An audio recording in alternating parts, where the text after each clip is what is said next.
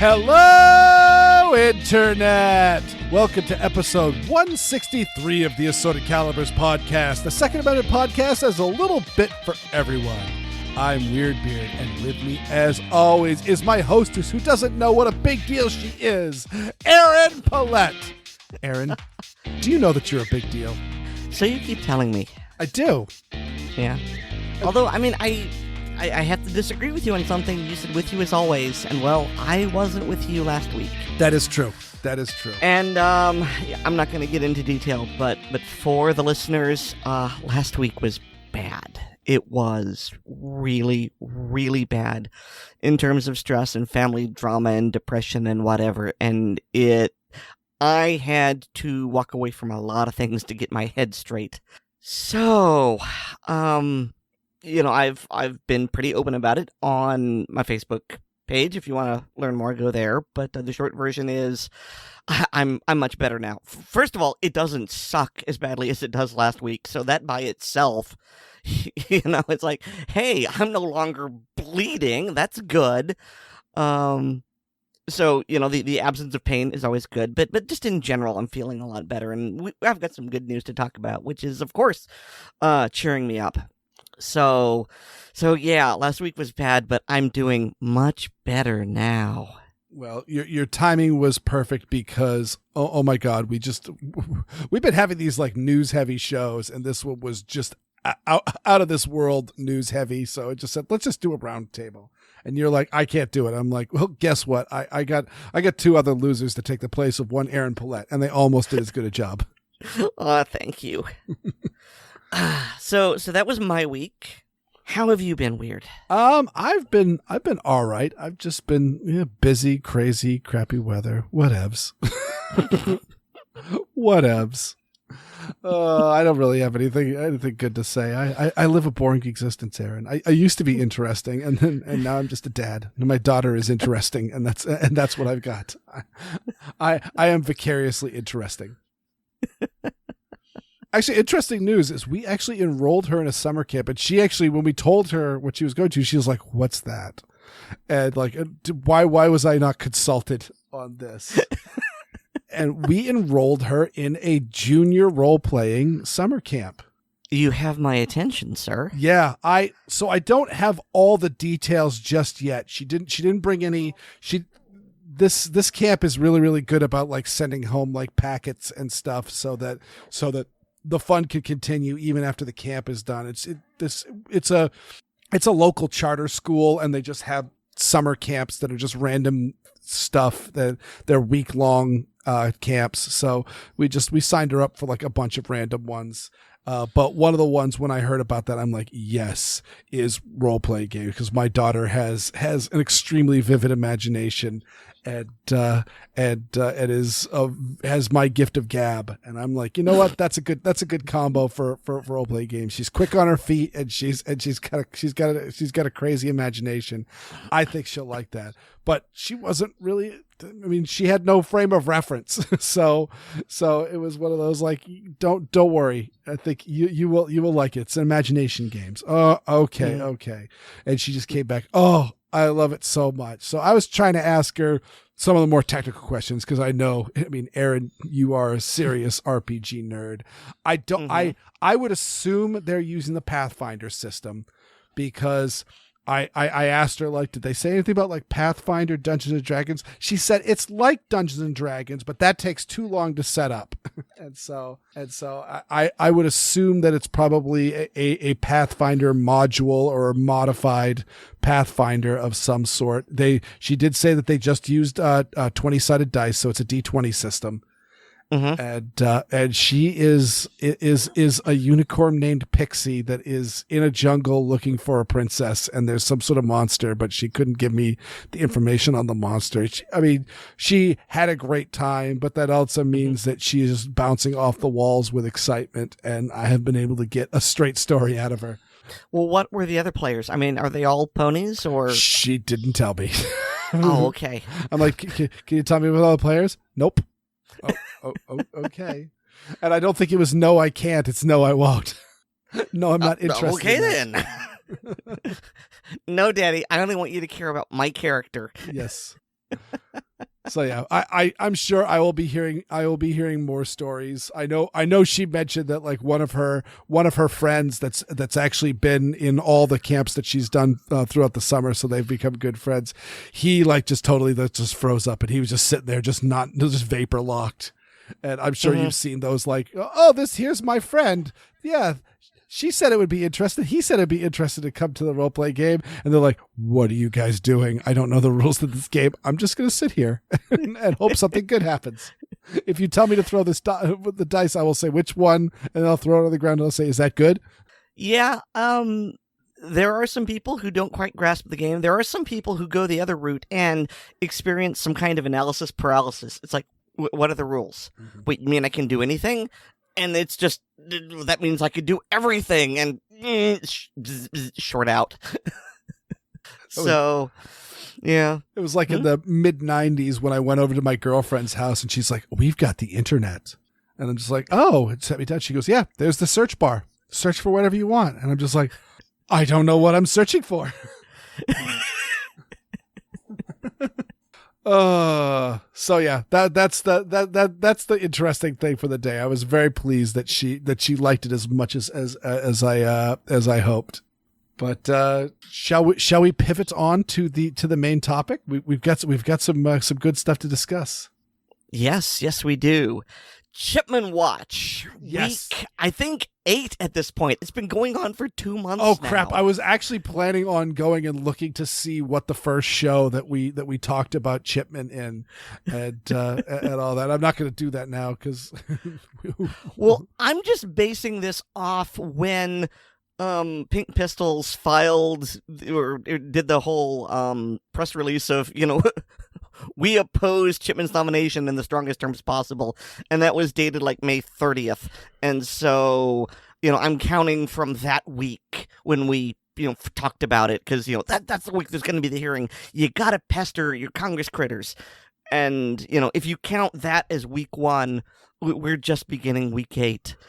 Yeah, I believe April 19th, episode 149 was so it was therefore the week before that, because I think he got nominated like on a Saturday just before we recorded.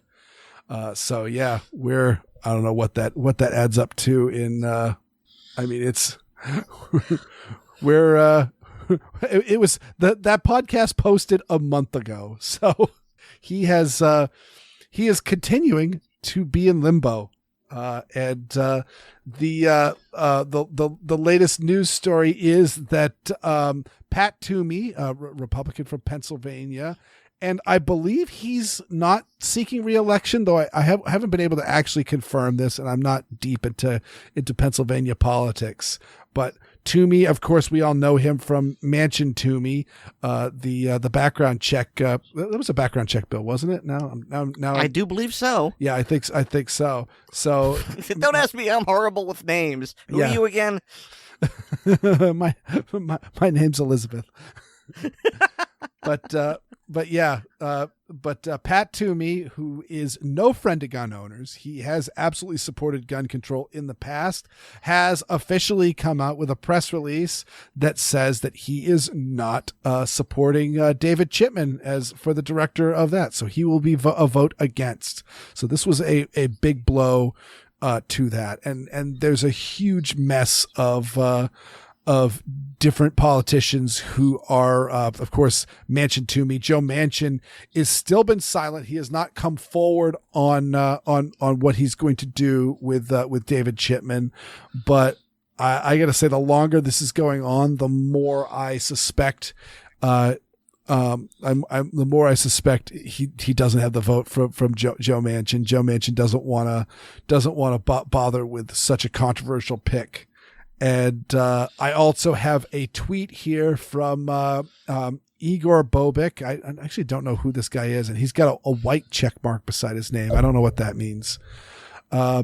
but he says that he's got a quote from Dick Durbin, who says that they don't have the votes on Chipman yet, but it could go either way. And of course, Durbin himself has also endorsed David Chipman, but the more the time goes on and Chipman's not going through, the more I'm thinking they don't have the votes for him. Good.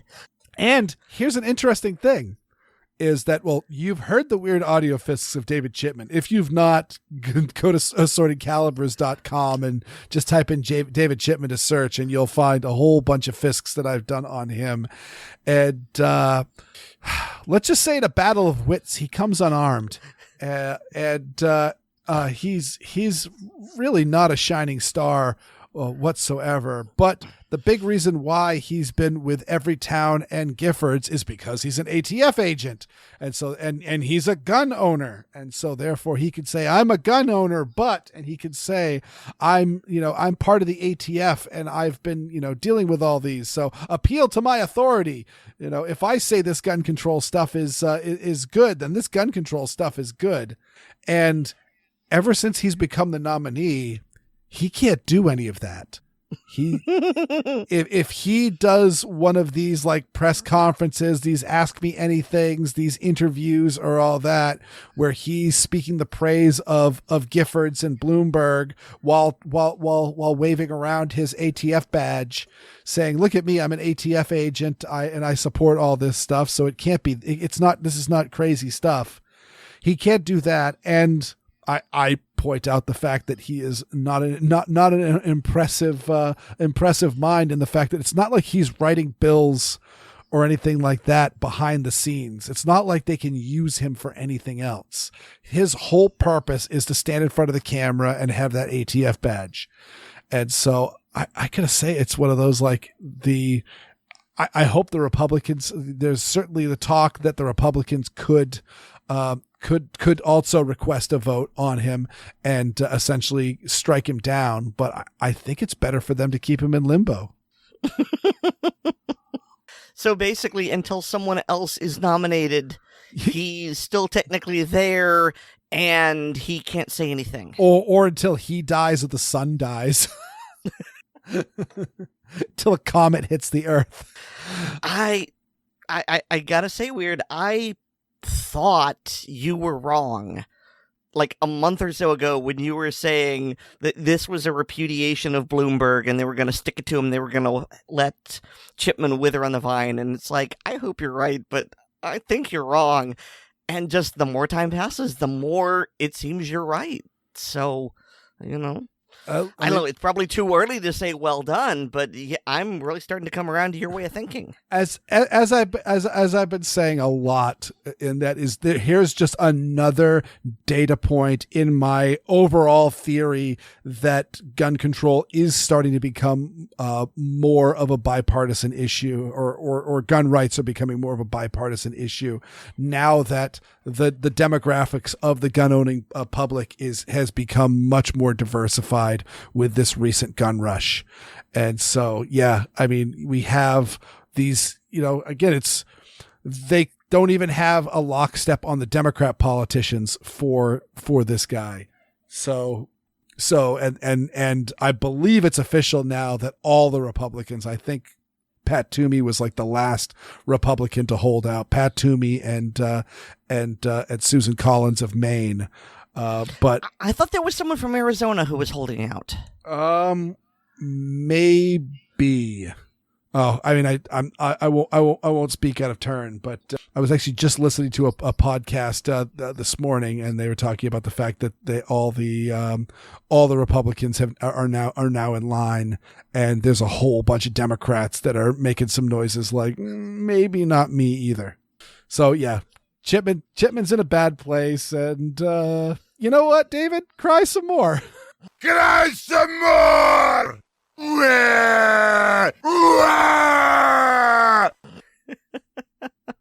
All right, Weer'd. So you've got something here, and I'm not really sure how I feel about it.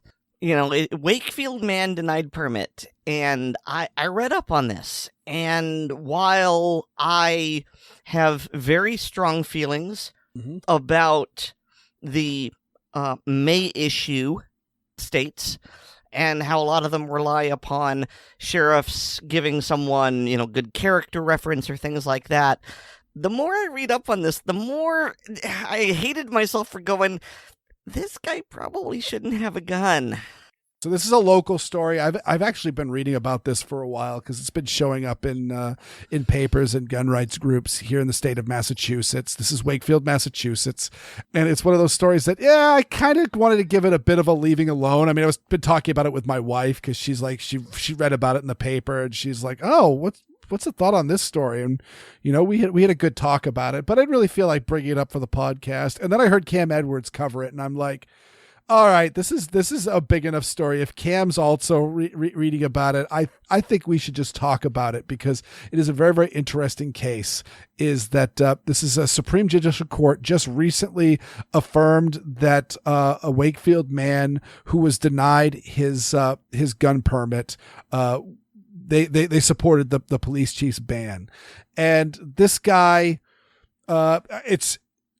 Erin, you said it best. It's one of those. It is a dirty case. There are good cases and there are dirty cases, and this one's one of those dirty cases, and it's not one of those ones that I don't know if I necessarily want to see this guy go to like the Supreme Court of the United States to appeal this, just because of the line that he is towing. But essentially, without getting too much into this, he has been adjacent to a bunch of drugs, specifically stating heroin, for a number of years. There has been people who have overdosed in his presence.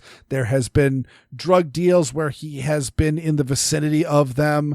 And there's one instance where he was charged with possession of heroin. And you would say all this is pretty cut and dry. You possess heroin. Heroin's, I don't even know the drug schedules off but it's the bad one. And if you get caught with that, like I said, I know people who are caught with a joint, in the ashtray of their car, and they're felons. They're prohibited for life. Mm-hmm. But the big issue with this one is this guy has never actually been convicted of anything. The closest, he hasn't been charged in most of these things. He has just been a person of interest in a bunch of drug-related crimes, but he was never charged all the way up until the heroin possession, and the heroin possession was thrown out by the court. And so that's the big key that I'm getting to. And of course, we always talk about, like with First Amendment. First Amendment is not protecting you posting a picture of your avocado toast on Facebook. Nobody cares, and nobody's going after that. Meanwhile, if the KKK wants to hold a rally in the town square, that's the First Amendment issue that really it comes down to. And you don't have to like the KKK to point out the fact that if they're not hurting anybody and they're not damaging anything while they are conducting it, the best you can do is just not listen or show up and have a counter rally. This is one of those cases. I understand exactly where the courts went, and I can understand the police chief even saying that he is unsuitable on account of he does appear to be, certainly he seems to have a lot of close friends who have drug problems. But he's had a concealed carry permit in the past. So I would assume that he has had guns and carried guns in the past, and he has no weapons charges whatsoever. He has one charge for possession, but that charge was thrown out, and a whole bunch of other stuff that are just suspicions and just, data points. Is it enough to say that, yeah, maybe this guy's dabbling in a little bit of heroin, and maybe he's a little bit of a junkie, and maybe he's not suitable to own a gun? I would say, as far as if this guy was my personal friend, I might think he might have a little bit of a problem. That's a lot of times for lightning to strike. But as far as the letter of the law goes, if there's nothing you can convict him, if he's that bad of a dude, assign one of the detectives in town to him, have him follow around, have him slip up, and then arrest him, and then actually charge him and throw the book at him if that's what you want to do. That's just my thought. Because again, all this stuff, but he wasn't convicted. Yeah, that's how I feel too. It's one of those, by my principles I say one thing, but God, he sounds dirty. Yep, but it's the fact that it makes you feel icky. That was one of the points that I did not want to miss on covering this subject, is the fact that he's definitely not he's not the type of person we want to have a test case. He is not an Otis McDonald or Dick Heller type character, or Rhonda. Is it Giselle? Izelle. Yes. Oh, Rhonda's so nice. And she is the type of person she is the shining star that you want to be the hero of the Second Amendment. This guy, I don't necessarily want him to be on my side. Same thing with the George Zimmerman case. Look, okay, it does appear to be a case of self-defense. Don't necessarily like the guy who is defending himself. But that's the law, and I'm very binary when it comes to these things. If you want to take his rights away, cool, charge it with something. If he's this dirty of a character, then start following him. You can follow him on the public streets. There's nothing stopping you. But Massachusetts didn't rule that way, so well. So just to put a bow on this, because you brought it up and I Googled it, you're thinking of Schedule 1. That is the most illegal of drugs, and examples of Schedule 1 substances include heroin, LSD, marijuana, and methaqualone. All right. And I believe that they determine what schedule it is by, well, other things, but one of the characteristics is the substance has a high potential for abuse. Mm-hmm. So... Yep. So that's that. And of course, I love that marijuana is right there beside heroin, because they're pretty much the same thing. Yeah, that's one of the things I do talk about when someone starts talking about gun prohibition, and I say, marijuana, it's Schedule 1. It's one of the most illegal drugs there is. You go to any high school anywhere, there will be a kid who can get it. Mm-hmm. Tell me again how prohibition stops crime. And of course, there's also the sensitivity very similar to in Europe. You could just walk into a hardware store and buy a suppressor for your pistol or rifle, because the pistol and rifle is the restricted item. The suppressors, we don't care. It's just good manners. Same thing in much of Europe. You can get heroin prescribed to you for pain relief. It's not true in the United States, but heroin or what is it? Diacetylmorphine, I believe, is the medical name for heroin. But yeah, it's and of course heroin itself is a brand name. It's not even a street name. That was by the Bayer Aspirin Corporation. I didn't know that. Yeah. Yep. It was meant for cough relief. I mean, it works. For the good old days when Coca-Cola had cocaine and you could be prescribed heroin for a cough. Mm-hmm. Yay! Okay, enough of this silliness. Let's not bury the lead. I led with my intro to you saying you're a big deal. Shall we present Exhibit A on why Erin Paulette is a big deal? You may proceed. Well, Erin, you're the one that handed this to me. Come on, it's your baby. Okay. It just seems weird, no pun intended, going about, well, yes, I am a big deal, and here's why. All right, so I think I've talked about it here on the program. I don't recall. I believe you have. I have. Okay, great. So the New York State Rifle and Pistol Association, hereafter referred to as NYSRPA. There's a SCOTUS case coming before it that used to be called NYSRPA versus Corlett. Corlett being the superintendent of the New York State Police. This is now NYSRPA versus Bruen. And apparently Corlett retired, stepped down. Something happened, and he has a replacement. So now NYSRPA versus Bruen is going before SCOTUS. And the Pink Pistols, in association with the DC Project and Jews for the Preservation of Firearms Ownership. And I honestly thought there was going to be the Asian American Pacific Islanders Gun Association, but they didn't get in on this for some reason. We submitted an amicus curiae brief for this case, and I'm very proud of this. And okay, you say I'm a big deal. I feel the need to explain why I'm very proud of this. So just to briefly cover what this case is about. It is addressing New York State's May issue, and essentially why it isn't shell issue. And a lot of people recognize how important this case is. For example, one of the other filers is a gentleman by the name of George Young, who I'd never heard of before, but he sued in order to get a concealed carry permit in Hawaii. And he got all the way up to an en-banc hearing of the Ninth Circuit, and they denied him. And hey, isn't that funny? The Ninth Circuit is the only circuit that says you're not allowed to carry a gun outside your home.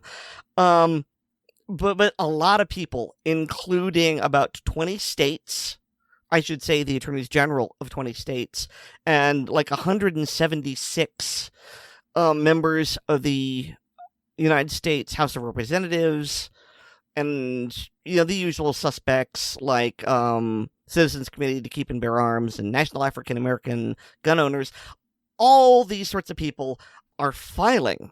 And if we win this, then this is a huge blow to a May issue state.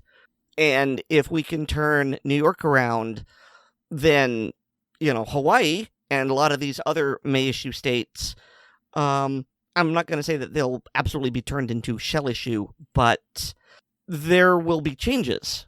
If for no other reason than instead of just a superintendent saying no, there might have to be a procedure why. So this is a very big deal, and a lot of people recognize that and have piled into it.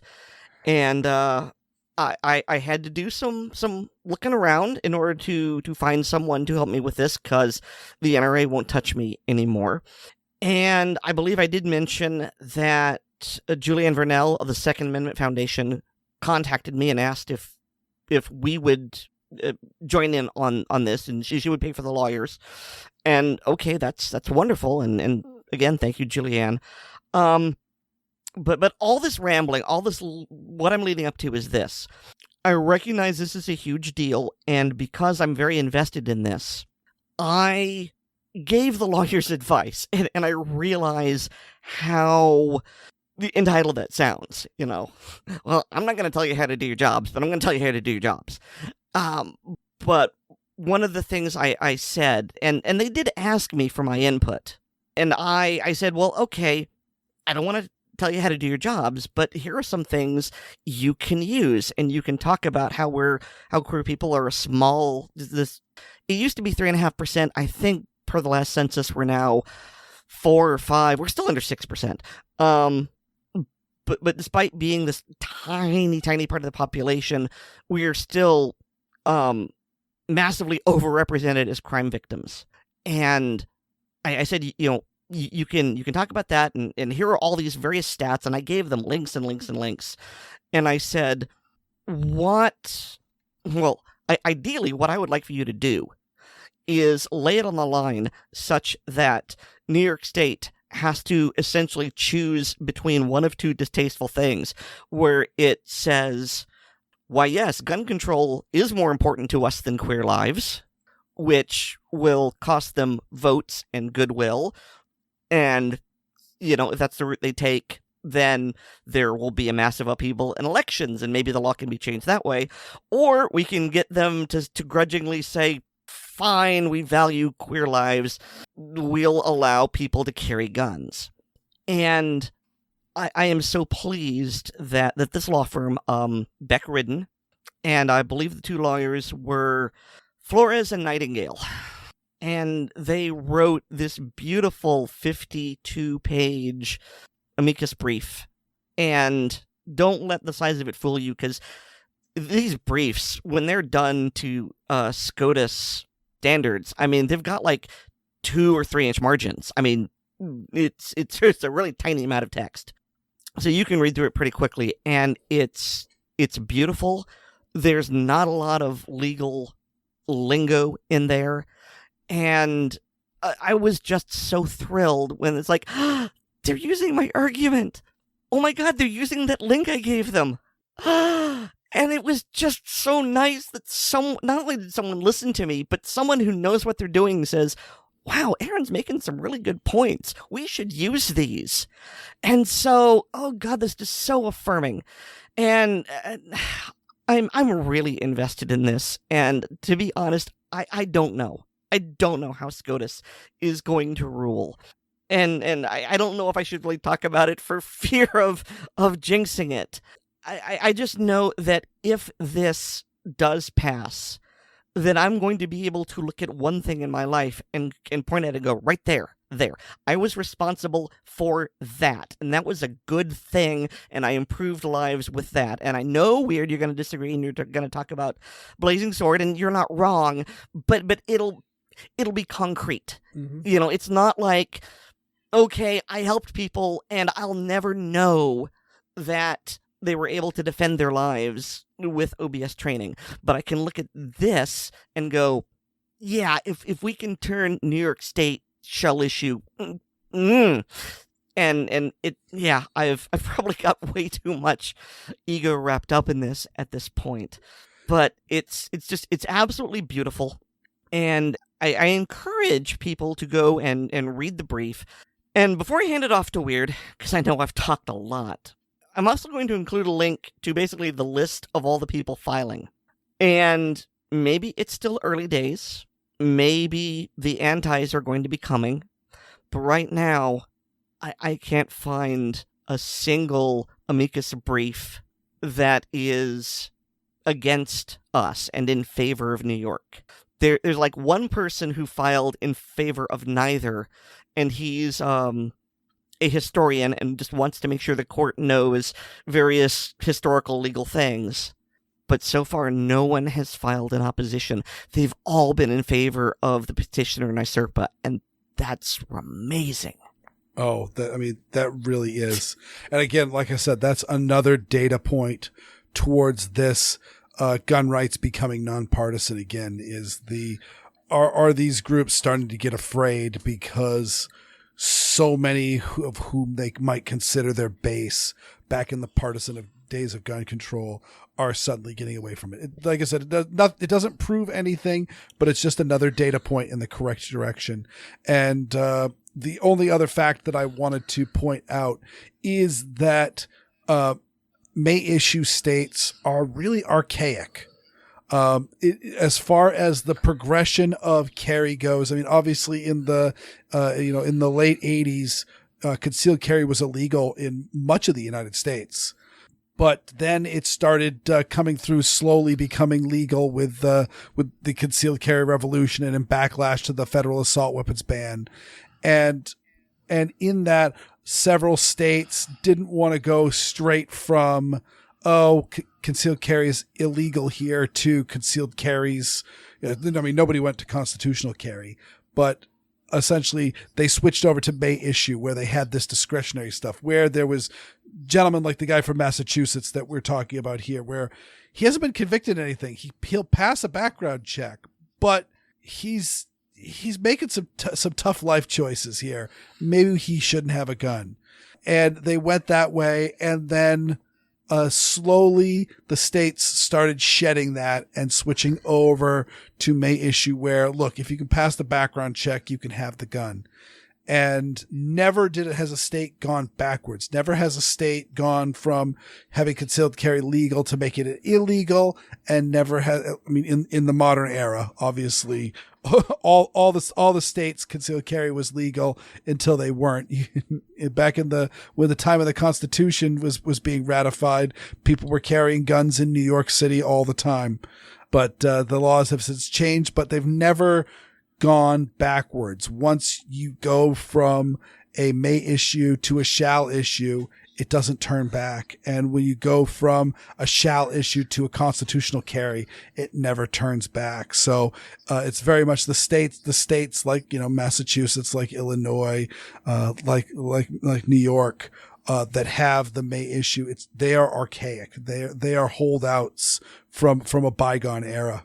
That's all I wanted to add on that one. But yeah, Erin, you're a big deal. This is awesome that you are a part of this. Please don't screw me over, Unbounded Over Dick. Please. Yeah, well, we're all pulling for it. All right, well, let's pivot ever so slightly. Xander found a video talking about the Massachusetts right to repair laws and how they were presented, and the reality behind them, and how this parallels to gun control laws and how they're presented.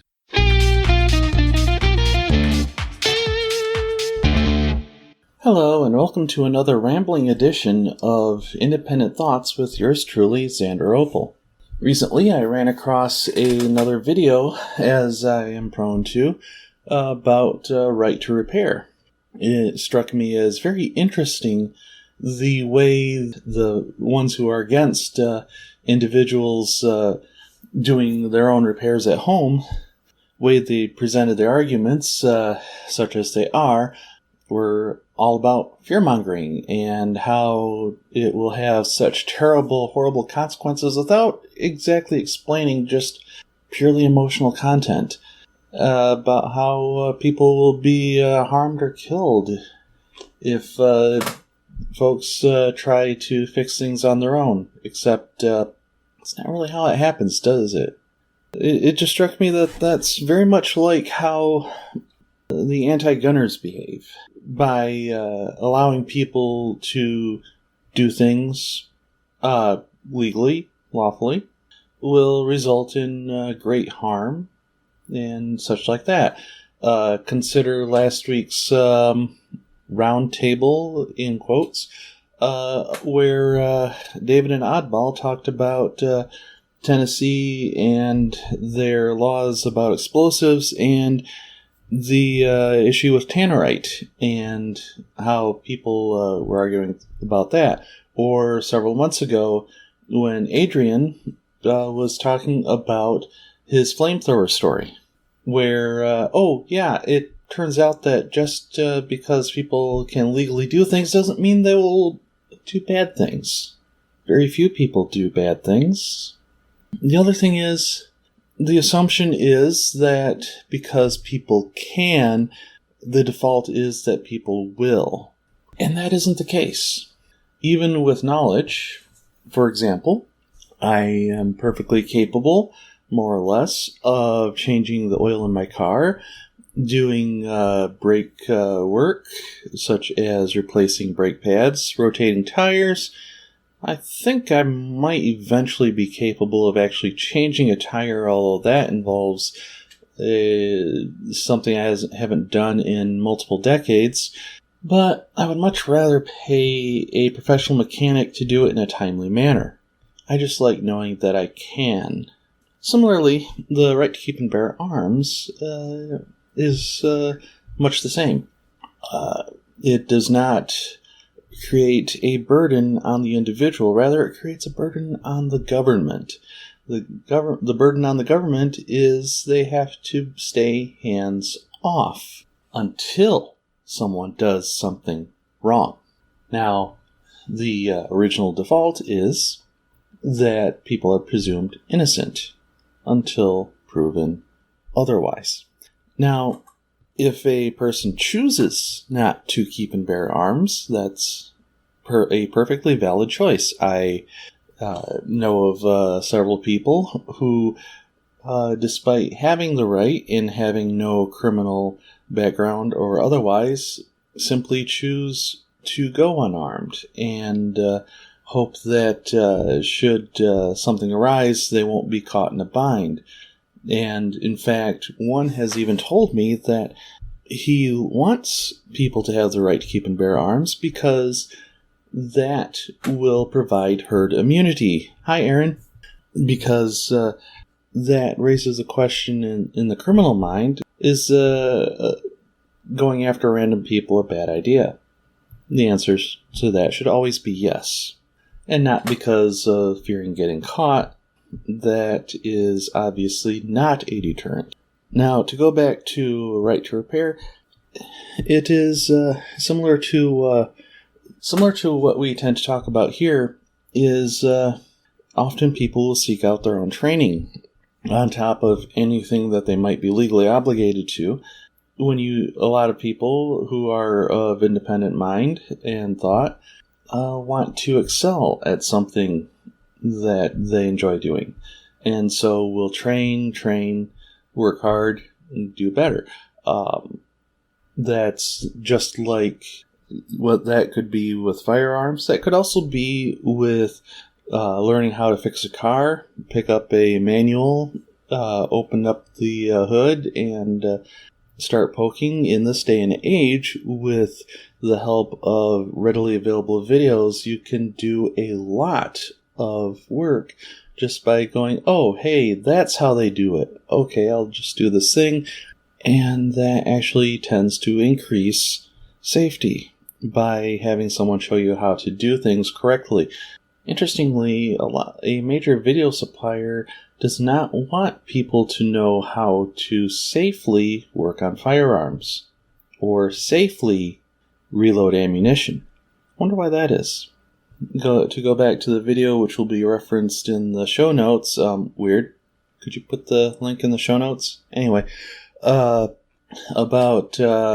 charging electrical vehicles, specifically a Chevy Bolt, which apparently has a problem with catching fire as of the video was recorded.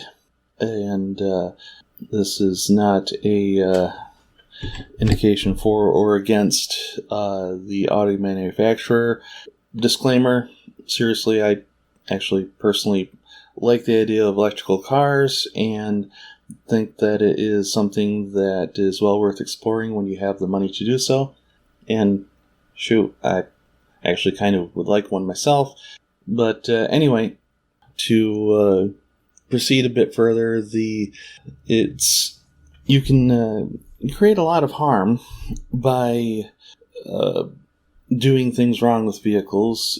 Brake failure, for example, could result in a terrible crash. I actually once had a brake line blow out on a vehicle, not through my fault, I think. But I certainly didn't work on the brakes. But anyway, I had a brake line blow out at a stoplight, and that was... I'm very glad there was nobody in front of me. I'll just put it that way. Fortunately, it was a manual transmission, and I could downshift, engine brake, to the point where I could coast to a stop and pull off the road.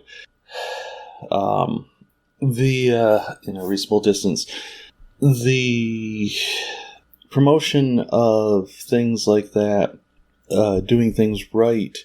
However, if you look at the videos, and there is no perceived culpability for putting out bad information on videos.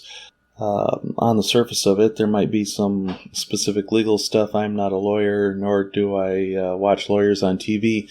There is a perceived culpability for firearms, and yet the end result is dead. Injured is injured.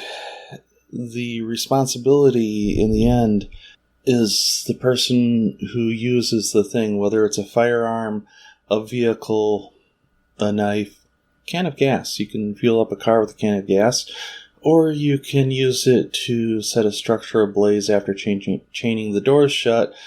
I forget what the incident was, but that was a terrible, terrible, lethal arson of a occupied building, and arguably more horrible than simply shooting the victims.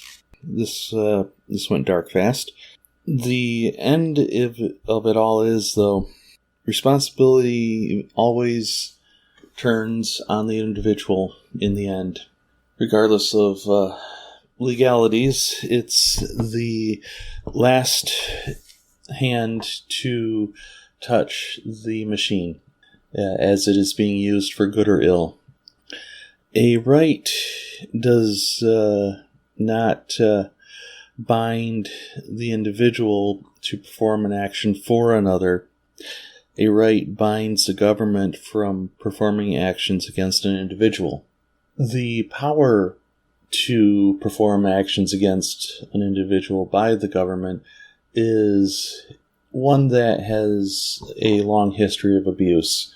Lately, I've been thinking of, I think it was Jefferson's words, the government which governs least governs best. And as far as the Second Amendment goes, I'm pretty sure that many of us can agree.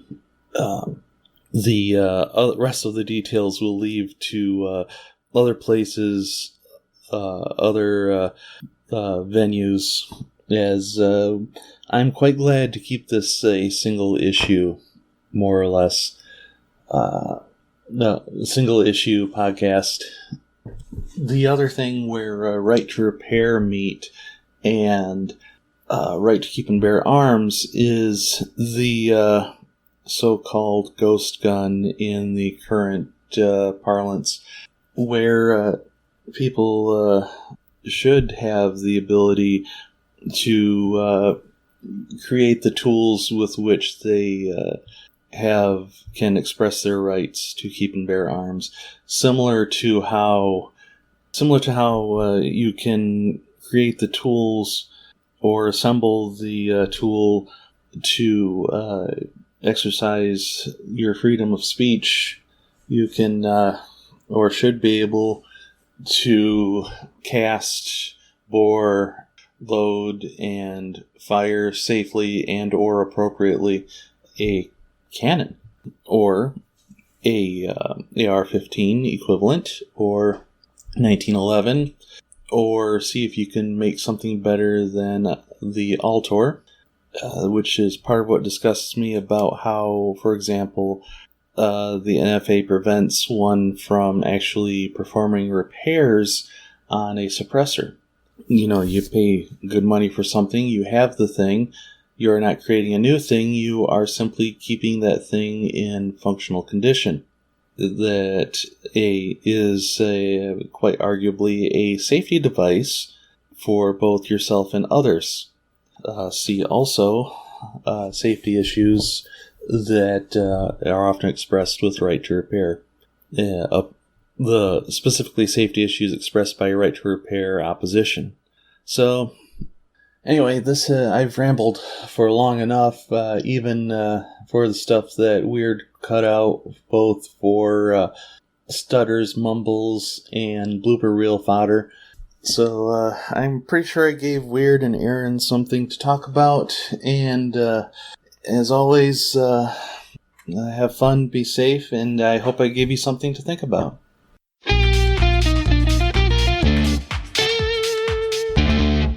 So I gotta say, as a Massachusetts resident and someone who had to sit through these insufferable ads for right to repair, and of course these are essentially the laws that were saying that the software that is in a car is essentially protected, and therefore the auto companies wouldn't have to release information about how to use the software within your car to it. So therefore you'd have to go to a dealership to get anything fixed in your vehicle or run a scan tool. And so they had, like, I think it was a software, I'm trying to remember what the authority of the person, I think they were a software engineer, and they actually went through the bill and went through the software, and it's like all of these fear-mongering tactics that you're saying, like literally they were saying, like, they could read your, like, phone. If you sync your phone with your car, then the mechanics can go through the contact lists on your phone and look at your pictures and stuff like that. And he just was like, this is complete lies. There's nothing true about any of this. It just lets mechanics fix your car. And the parallel between that and gun control is absolutely true. It reminds me of when I was just a teenager and I suddenly learned that, that AR-15 that is banned and is horrible and is way too dangerous to people to have shoots a 22 caliber bullet that's going really fast, but it's just a 22 caliber bullet. And my uncle's deer gun is in 30-06, and that's shooting a 30 caliber bullet, and it's a heavy 30 caliber bullet, and it's also going really fast, and that's okay. Oh, you're lying to me. Yeah. Oh, jeez. And yeah, I saw one of those ads because I don't know if it's in the show notes or not, or if it was just something Xander dropped in the channel. I'm talking about it. It's going to be in the show notes now, where they were doing this very lurid voiceover, and it was showing a woman in an empty car garage headed towards her car, and it's filmed first person, like the stalker coming up behind her, and, you know, the whole, you know, well, if right to repair passes, then anyone can get access to your car. And the idea was, she's all alone, and then the person behind her, I guess, worked on her car and has a key fob and locks her out of the car, and then he's presumably going to assault her and rape her. And it was just, wow, that's really, really lurid. And what was interesting about this particular video is that once the law passed, that video and all references to it were scrubbed from social media. Gone. Yeah. I mean, this guy, he recorded it, so that's how he was able to play it. But it was like, yeah, we got what we wanted. Now we're going to remove this. And yeah, no, it was, so that was the thing that surprised me. Is, I mean, there's been a number of these laws that have come through in Massachusetts, and I actually had my first car. There was something up with the software on it where sometimes my mechanic would be able to figure out what the computer was telling him was what was wrong, and sometimes he would say, "You got to go to the dealership. I'm sorry." And I'm sorry. I got to say, apologies to anybody who's listening to this show who works in auto dealerships, but I have to say I have never heard any story where, good thing I didn't go to a reputable mechanic. Obviously, there's terrible mechanics, and that's the very worst thing to do, is the sharks out there that are just looking to pick people's pockets. But auto dealerships, they're never going to pick your pocket, but they're also never going to be doing you a favor. I've had nothing but bad experiences, and it always costs so much more money, and I was never happy with the work that was done. And that's it's a gun podcast, and here I am talking about cars. But yeah, the fact that I was already in favor of this law, but then it came through with this guy's like, no, I looked at the law and I looked at the software, and no, that's none of that stuff is going to happen. People aren't going to be able to look up your information or track your car online or all that. It just means that people can pull the codes from your engine and see what's broken. Yeah. Yeah. So to tie a bow on the parallel, whereas most of the gun control things are, won't someone please think of the children? This one was, won't someone please think of the women? Mm-hmm. It was really all about, the victimization. And then, as you said, you've got a software engineer who's saying, no, it's all lies. It's all scare tactics and fear-mongering lies. Where have we heard that before? If you're a do-it-yourselfer, this segment is just for you. David is going to tell you how to make your own silicone cloths, gun lube, and cleaning solution.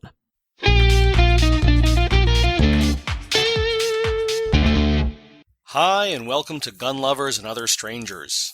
In previous segments, I've discussed the tools, processes, and consumables involved in gun cleaning.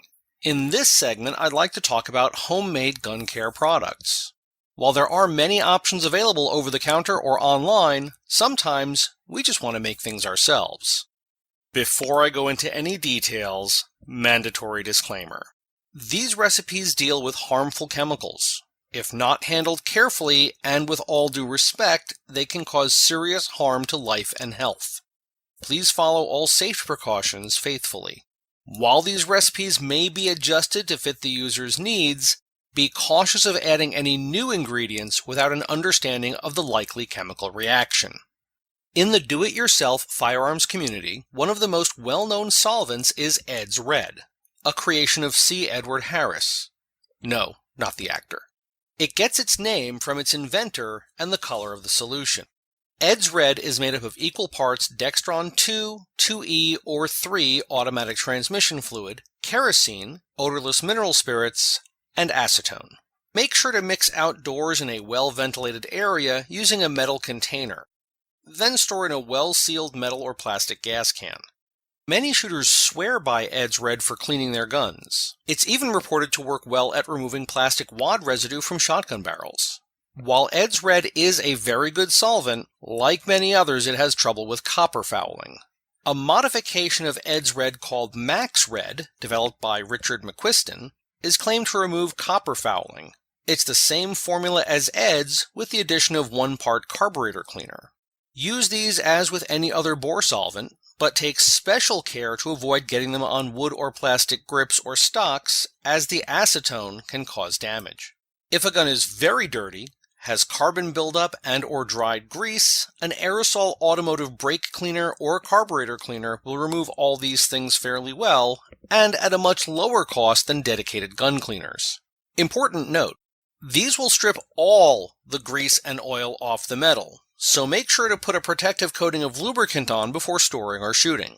Speaking of lubricants, a formulation called Slick Stuff developed by John Nichols can be made from a mixture of 2 parts Dextron 2 or 3 automatic transmission fluid, 1 part 10W30 motor oil, and 1 part STP oil treatment.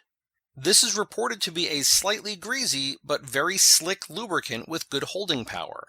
However, it may not be the best choice in low temperatures, as it could thicken to the point of causing function issues in extreme cold. We can even make our own silicone wiping cloths by taking a piece of clean cotton flannel, about 1 foot square, placing it on a rubber mat or plastic sheeting, and spraying both sides with a commercial pure silicone spray lubricant.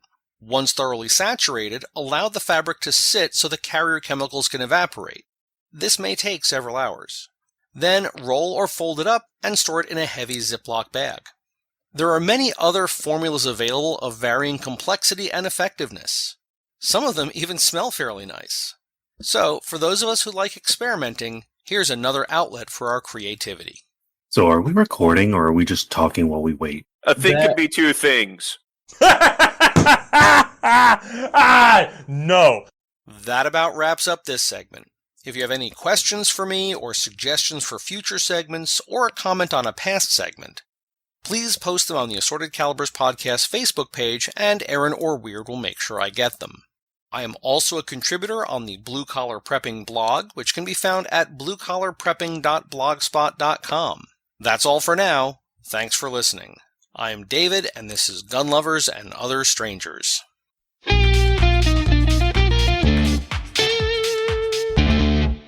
I gotta say, Erin, this segment just tickled the part of me that makes my own bread. This weekend I was making mini bagels because my daughter cannot finish a whole bagel. She would eat half of the bagel and then wouldn't want to touch the other half because you put it in the fridge, but it had cream cheese on it. And cream cheese gets gross if you leave it out. And all that. So you ended up eating it. Yeah, pretty much. I would end up eating it, and it really wasn't that good either. It was really more of the, okay, I'm hungry now. I'm not going to enjoy this, but I won't be hungry when I'm done. And I won't throw away this bagel that I worked hard to make. So I made a whole bunch of little tiny ones. And the whole point is my daughter needs a smaller bagel. My daughter likes my bagels better than the stuff at the grocery store. The stuff at the grocery store costs like $6 for a bag, and I could make it for $1. So it was a no-brainer. And I absolutely love this on the, hey, I clean and lubricate my guns. Hey, maybe I can make stuff, and maybe some of this stuff is better. And David says some of it smells really good. I'm just super curious. I kind of want to dive into this. So the links are in the show notes with all these recipes. Well, I think you should. And then I think you should blog about it. Okay. Deal. I've already promised Xander that I'm going to blog my next loaf of sandwich bread, because he was like, I looked on your blog and I didn't see the recipe for your sandwich bread. So I will have my sandwich bread up on my blog fairly soon. Whenever we use up what's left of it right now, there's a little tiny stub of bread upstairs. Well, see, when you started to say Xander and blog, I thought it was going to involve tea. Oh, yes. Well, for those that listen to the blooper reels knows that Xander and I are in a bit of a feud on tea. He keeps sending me Lipton tea because he heard me on Handgun Radio where I reviewed Lipton tea in my drink segment as a little bit of a spin from my usual alcohol-based drink reviews. And Lipton tea is awful, and I don't like it. he sent me Lipton tea. And so I sent him good tea, and he keeps trying the red label tea that I sent him and goes, it's all right. I do love him a lot. It's like that video I posted about the whiskey tasting. Yeah, it tastes like moss and peat and regret. It's like, don't ever give me whiskey or scotch or anything else like that. It's just a waste of your liquor because I'm just gonna go ugh. Yes. And well, it's like, yeah, don't send your good tea to Xander because he's just gonna go, that's all right. I like Lipton too. Yeah, it's like when my wife ever so often tastes some of my whiskey. It's just like, yeah, it tastes like burning. Well, you've got to get past that part. Oh.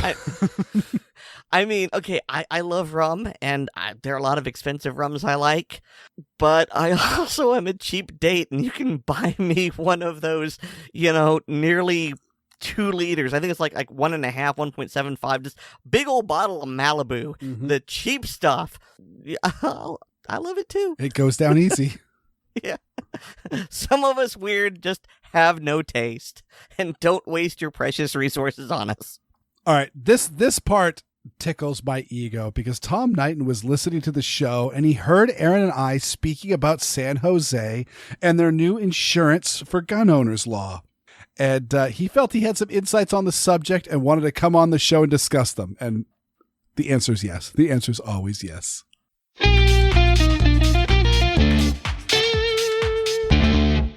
I am pleased to welcome to the Assorted Calibers podcast His Imperial Tankness, Tom Knighton of Bearing Arms. How you doing, Tom? I'm good. How you doing, man? When did you become a tank?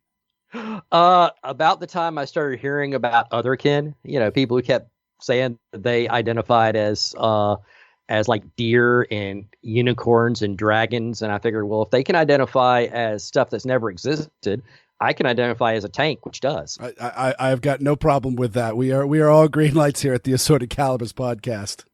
So I identify as an M1A2 Abrams main battle tank. Oh, that's awesome. Do you also does the M2 on the side of it, does that identify as something different, or is that part of you? That's just part of me. Awesome. Well, we're starting off on a silly note, but on a serious note, you reached out to me because you heard Erin and I talking about San Jose, California, and their new sweeping gun control measures, and you had a little bit of a curiosity on that. Yeah, because I'm a gun writer, and especially the political side. When this law passed, I've reached out to, the mayor's office there and asked, Licardo's office, hey, you guys are, requiring insurance. I can't find a policy that covers, this kind of thing. I can't find anybody who's selling this type of policy. Do you know anybody? And I kind of was wondering if, maybe they had talked with somebody, maybe they talked to a couple of companies about, hey, we want to do this. If we build it, will you come? Kind of thing. And, San Jose is not not New York City. It's not Los Angeles, but it's 1 million people. It's not exactly a small town. So, there's enough potential business there that I could see a company going, sure, we'll build a policy for that.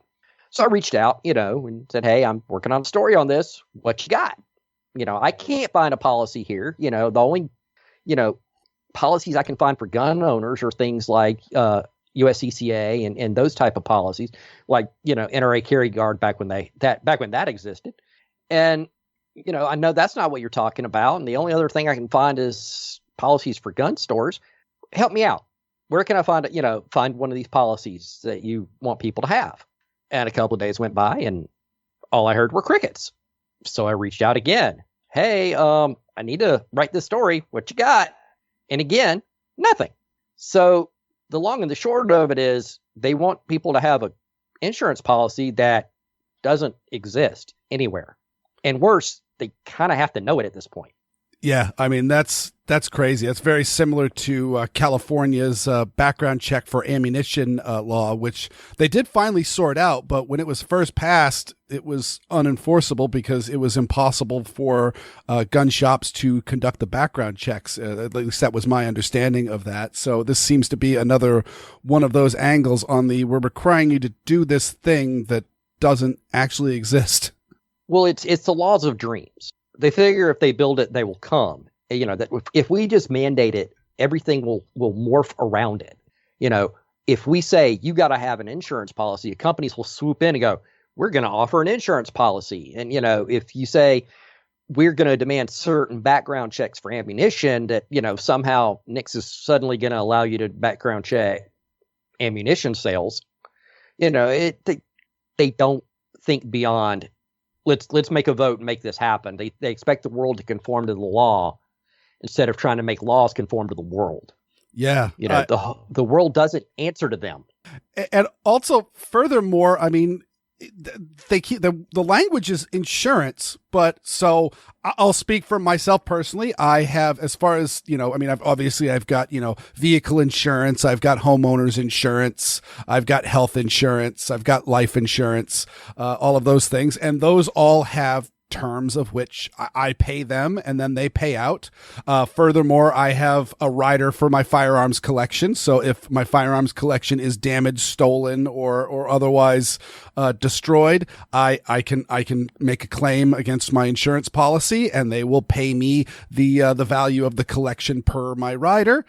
And then also technically speaking, we did just mention, you know, Carry Guard and USCCA, and I'm a member of the Armed Citizens Legal Defense Network.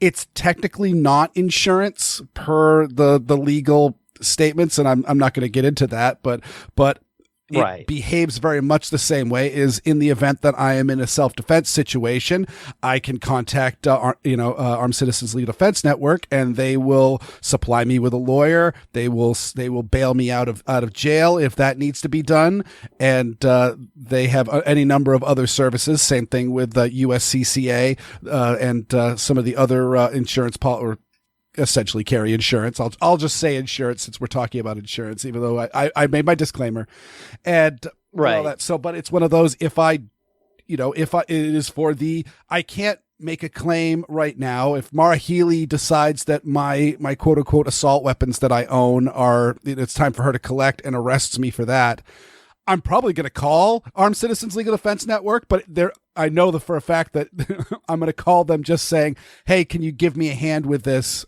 And I will pay you money because I know that this isn't covered under the terms of our agreement. Right. What is the quote unquote insurance policy that people are supposed to hold in San Jose? So what are the terms of this policy? Basically, it's a case. The policy is, if there's an illegal act carried out with your gun, that policy is going to supposedly pay for, you know, whoever gets injured or killed. And which means it basically works like absolutely no other insurance on earth in that it's covering someone's willful illegal act. This is not like, it's not a rider for if somebody either files a criminal or civil suit against you because of firearms. It's not going to be the holder of the insurance is never going to be the beneficiary in any way, shape, or form. Yeah, that's my take on it. And also with some place like California, they do allow for civil suits against various. They're pretty wide open as far as civil suits go, and so. Mm-hmm. In theory, if my guns were stolen and then used in a crime, I can't use the insurance like I have for my homeowner's policy rider, where my guns were stolen. Can you pay out my pay out the rider on my firearms so I can replace them, or and it won't be like my Armed Citizens Legal Defense Network where the people are going to file a civil suit or something against me. All right, well, you'll pay for my lawyer and my court fees, right? It's just right. It's just this strikes me not as insurance, but just as another form of a tax. Yeah, it in a lot of ways. I think part of the problem and part of the reason that they Licardo's office couldn't answer me is because insurance companies have no interest in a policy like this, because you're trying to cover somebody's willfully, an intentional act to harm another. That's just, the only way they would do a policy like this is to cover an accidental shooting. And for something like that, it's, I could see some logic there. It's like, you're cleaning your gun and you're an idiot and you didn't make sure it's loaded and you've got your finger on the trigger and you're, playing around with it or whatever, and you accidentally shoot someone. It'll cover something like, I could see it covering something like that. But, in that case, you want that person who's been injured to be the beneficiary of whatever happens. Sure, that makes sense. They're the ones who's injured. What San Jose's wanting here is a policy that you will never see a dime. You'll pay into it every month. You will never see a dime from it, no matter what happens. I mean, I guess possibly, depending on the way the terms are, if you shoot yourself in the foot, you might actually get payout. But under no other circumstance could you possibly be the beneficiary of it. And yeah, it's a tax that they're routing through a third party. And I believe also one of the reasons why all the various carry insurance policies are not actually insurance is because insurance underwriters won't touch them, simply because the whole reason for it is that, if I end up needing to get bail money because I shot somebody in self-defense, well, that's because I'm suspected of not shooting somebody in self-defense. I'm suspected of murder, manslaughter, wrongful death, any number of criminal actions, and insurance underwriters will not cover a criminal act. And so the idea, but even if it's an accidental shooting, it's still potentially, well, was it an accidental shooting or was it an intentional shooting and you claimed the gun just went off? So yeah. And furthermore, you're noting that, again, this is for the criminal use of firearms. So I don't think there's any underwriters that would touch this, given what the more good faith insurance companies have attempted in the past. Exactly. And, a lot of people are trying to liken this to car insurance, but car insurance, there's limits. It doesn't, if someone hops in my car and they're not an insured driver and they get in a wreck and hurt someone with my car, my insurance, unless I have certain terms, that we agreed to when I set up the policy, my insurance isn't going to pay for that because I didn't do anything. That was an uninsured driver who may or may not even been driving the car with my permission. Why are they going to pay for that? Well, same token, if someone steals my gun and then shoots somebody, why would an insurance company pay for what a criminal did with a gun they obtained illegally? They're not going to be responsible for that. They're not going to pay for that. It's not going to do anything. That's what was completely ludicrous about this idea of gun insurance, is that there's no way an insurance company is going to pay that. People forget insurance companies don't make money when they pay out.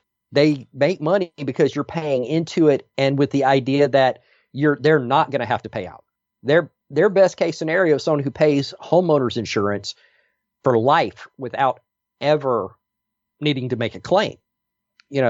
There's a reason why the person with the good driving record pays less, because they're less likely to have to pay out for that person. And what San Jose is doing is they're taking this idea of insurance and they're like, but the policy is going to cover someone other than the person who's paying for it, and will include having to pay out for somebody using it without the gun owner's permission. It's ridiculous.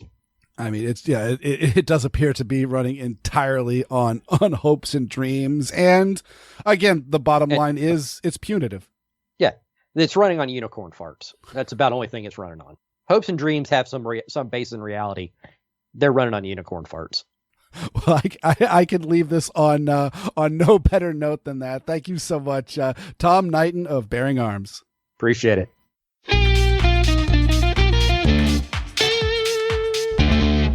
So when I started listening to this, I had a bit of a panic attack because, well, I wrote that I thought very good, very scathing press release about how the San Jose gun tax was unfair and unenforceable and then you started talking about insurance, and then it's like, I'm going, oh crap, did I miss something important? Oh man, because my name's on that. It's my reputation. If I miss something critical, I'm not. And I had a bit of a freak out. It's like, I'm trying to get Tom Knighton to talk to me, and he's probably be off with his family, got his phone turned off, and I did text you, quick, I gotta, and I was so relieved when you told me, no, you didn't confuse the two. It's like there were two parts. There was the mandatory tax and the insurance, and OBS tackled the tax part, and then Tom came in and handled the other part, which I neglected, and I neglected it because it didn't exist. Mm-hmm. So, I was worried, but it's all good now. Yeah, you did, because again, as Tom and I were talking, I'm just like, wait a second. Again, we talk about concealed carry insurance, and it's not insurance. Like things like the Armed Citizens Legal Defense Network and USCCA, they're endowments. They have an investment. The investment is managed by an investment firm, and then the company pays out money to people who make a claim. So it is not true insurance. It does not have an insurance underwriter involved, because underwriters won't get involved, because there is the potential that the reason why you're on trial and you need a lawyer and you need bail money is because they've charged you with murder or they've charged you with assault, and insurance does not want to pay you if you've committed a crime. And so the same idea for all of this is they're paying out if the owner of it has committed a crime by either letting their guns fall into the wrong hands or use their guns improperly. It just, not only does this not exist, but I don't think it can exist. And so, yeah, Operation Blazing Sword did not drop the ball at all by only talking about the tax, because the tax is a real threat. This insurance thing, I don't even know if it's ever going to materialize.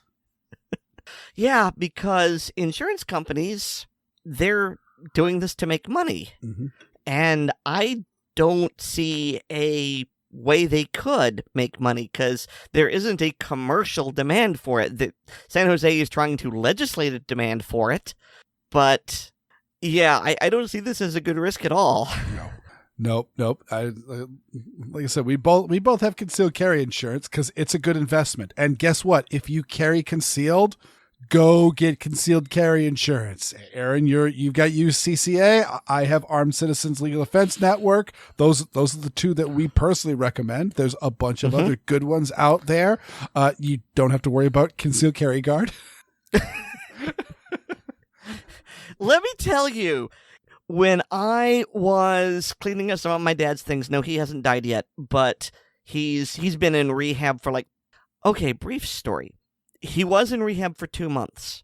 He came home less than 36 hours later. He fell, went back to the ER, went back to rehab. So we are attempting to clean up some of his hoarded stuff in advance. And, he had multiple wallets. And, he's got the primary wallet and then a whole bunch of other wallets which have old credit cards and membership things and the whole, are you a member of our club, and you scan the UPC and get a discount. And so I was clearing those out, and I found not just a card, but it was a metal card for NRA Carry Guard, the silver. And I don't think I've ever felt more betrayed. You sent me a picture of this, and I'm just like, God. I did. And it was just, have you not heard me talking? Have you not heard me ranting? You could have asked my opinion for these things, but no, of course you won't. And I don't know how much money he's wasted on this. And honestly, I think the only reason he's not a member now is because they shut down. Otherwise, he'd still be paying into it. Mm-hmm. And just, no. Oh, yeah. For people who don't know why NRA Carry Guard was bad, it was because, as we covered, you need the money beforehand to pay for the lawyer so that you don't get convicted. NRA only paid out after the fact. And gee, if you don't have that money, you can't afford a good lawyer. Even if you're innocent, odds are really good you'll be found guilty. This is not a good investment. And so, yeah, when I found that, I was just, oh, why you do this to me? So, yeah. Also, another advantage of having concealed carry insurance is the lawyers that are associated with these insurance programs are lawyers who are expecting they're working with USCCA, they're working with Armed Citizens Legal Defense Network. So therefore, unlike the average person, when someone comes in with a weapons charge into the city of Boston, chances are they're like a gangbanger or a drug dealer and they got caught with their gun, and that's how it's going to go. So that lawyer is going to be working on plea bargains. They know you did something wrong. They know that they've got you dead to rights. Let's see how much we can do damage control and keep you out of jail for as long as possible, or make your sentence as short as possible. And in the case of if you've got USCCA or you've got Armed Citizens Legal Defense Network, no, you're a concealed carry holder. You're someone who's concerned about that. I'm sure USCCA offers all sorts of training. ACLDN does as well, and sends all sorts of literature and videos and things like that for you to view and experience. So they know that you are much more versed than the average bear. So they're going to assume that you're innocent. They're going to assume. So therefore, it's going to be going for, no, we're shooting for acquittal. And that's where you want to be. You don't want to be pleading down to a lesser violent crime, especially if you're a gun owner. And so, yeah, the whole idea of being left high and dry and possibly getting stuck with like a public defender or just searching who does gun stuff in the area, and you're going to get the guy that's going to defend the local drug dealers. And local drug dealers deserve as much of a defense as everybody else, but at the same time, it's a different ball game. Well, Weer'd, to steal a line from David, I think that about wraps things up. Yes, I think it does. So let me thank each and every one of our listeners, and a very special thanks to all our supporters on Patreon. To become a Patreon patron, go to patreon.com/AssortedCaliberspodcast to sign up. Patrons get an early release of the podcast, plus bonus content like the hilarious blooper reels, the ACP film tracks, and the ACP mag dump. Also, please remember to rate us on Apple Podcasts, subscribe to us on the platform of your choice, and share the show with your friends both online and off. May I suggest a blooper reel? You can get more from my blog, which is weerdworlds.com. That's WEERDworld.com. And you can hear me weekly on Handgun Radio on the Firearms Radio Network. You can get me all over the place, but by the time you hear this, what I want you to do is go to blazingsword.org or follow the show notes, your choice. But you're going to see either a link to or a screen cap of this wonderful Amicus brief. And so I want you to go and I want you to read it because it's awesome. And Erin is awesome, and so is Nate Spencer, who makes our music. You know what? Normally I don't do this, but I'm going to do this because you find it amusing. I'm a big deal, and Weer'd isn't. Our awesomeness is assorted, and so is our podcast. Good night, everybody. I'm not worthy.